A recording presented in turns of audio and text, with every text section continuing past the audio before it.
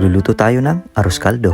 Ang mga sangkap natin ay garlic, fried garlic, ginger, white onions, spring onions, malagkit, hard-boiled egg, at ang manok. Gagamit din tayo dito ng mantika, turmeric powder, paminta, patis, at tubig. Nagisa nga muna ako ng bawang, luya at sibuyas. Tapos ay ang manok.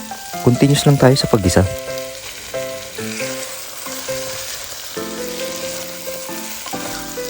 Naglagay nga rin pala ako ng pampalasa tulad ng paminta at ang asin.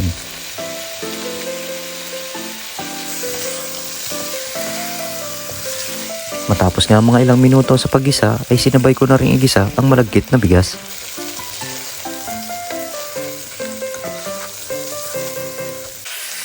After ilang minutes ay naglagay ako ng tubig at tatakpat ko na ito at hihintayin kumulo. Nang kumulo na nga ay nilagyan ko ng isang pirasong chicken cubes. And from time to time ay kailangan siyang haluin para hindi dumikit sa ilalim ng pan. Naglagay na rin ulit ako ng tubig. Ito nga at nakuha ko na ang consistency hinahanap ko sa bigas, yung parang lugaw. I-adjust ko na lang ang timpla nito. Gagamitin ko ulit yung natirang spring onions, patis at paminta.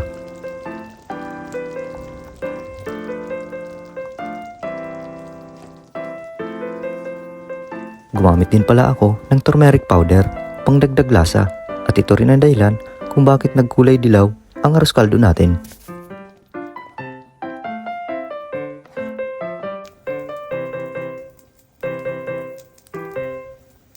At sa punto nga ito ay luto na ang ating arroz caldo. Kaya tara, kain na tayo!